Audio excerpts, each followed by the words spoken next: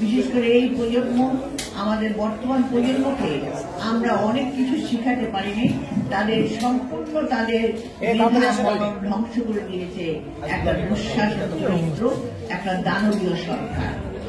কাজেই আজকে আমাদেরকে নতুন করে আবার আমরা এখানে এই কমলপুরী দীর্ঘদিনের একটা প্রতিষ্ঠান, কিন্তু সেইভাবে এতদিন তারা সেইভাবে সামনে কাজ করতে পারে নাই। তাদের করতে হলে লুকিয়ে লুকিয়ে কাজ করতে হলে। তোমাদের মতো অনেক শিশুরা আছেন, আমি জানি। আমি গত আবার বাংলাদেশের সুবর্ণ জয়ন্তী উপলক্ষে 50 বছর জয়ন্তী উপলক্ষে আমি শিশু কিশোর সেখানে একটা প্রতিযোগিতা করেছিলাম। সেখানে ছোট ছোট বাচ্চারা শহীদ প্রেসিডেন্ট জিয়া রহমানকে মুছে ফেলার চেষ্টা করা হয়েছে। তার নাম এয়ারপোর্ট থেকে নিয়ে গেছে, কিন্তু তার বিরুদ্ধে কালিমা কেউ রটাতে পারে নাই। আজ পর্যন্ত তার ইতিহাসে কোনো কালো ছায়া নাই শহীদ প্রেসিডেন্ট জিয়া রহমানের নামে। সেখানে এই ছোট শিশুরা, একদম ছোট শিশু, সব শহীদ প্রেসিডেন্ট জিয়া রহমানের ছবি এঁকেছেন, বাংলাদেশের পতাকা এঁকেছে, তারপরে মুক্তিযুদ্ধ এঁকেছে। আমি অবাক হয়ে যাই, এত চেষ্টা করেছে একটা দানবীয় সরকার একটা প্রজন্মকে, দুটা প্রজন্মকে জিয়ার নাম, শহীদ জিয়ার নাম মুছে ফেলার জন্য, কিন্তু সেখানে তারা কিন্তু কিছু করতে পারে নাই।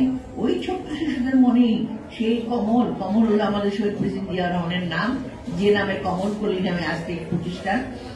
সেই শহীদ জিয়ার ছবি, তার যে মুক্তিযুদ্ধ, সেই চেতনা তাদের মনের মধ্যে ঠিকই আছে এবং তারা সুন্দরভাবে ছবি এঁকেছে। আমি অবাক হয়ে গেলাম, এতটুকু ছোট ছোট বাচ্চা এত সুন্দর করে কি করে ছবি আঁকলো। এই ছবি আঁকাটা হলো এটা বাংলাদেশের মনে, আমরা যে বৃন্দ আছে তাদের যে দেশপ্রেম, সেই দেশপ্রেম তাদের শিশুদের মধ্যে প্রতিফলিত হয়েছে। কাজে সেই শিশুরা সত্যিকারের ইতিহাসকে, পারিবারিক শিক্ষাটাকে নিয়ে আজকে তারা কথা বলতে পারছে। কাজে আমি এখানে কমলপুরীকে আজকে ধন্যবাদ জানাবো। শহীদ প্রেসিডেন্ট জিয়াউর রহমানের জন্ম বিশ্ব উপলক্ষে এত সুন্দর একটা আয়োজন করেছে, বিশেষ করে শিশু কিশোরদের, যে শিশু কিশোররা আমাদের ভবিষ্যৎ নাগরিক, আমাদের দেশের ভবিষ্যৎ নাগরিক। এই প্রজন্মই কিন্তু বড় হবে, এই প্রজন্ম বড় হয়ে সমাজ গড়বে, দেশকে রাষ্ট্র ব্যবস্থা পরিচালনা করবে।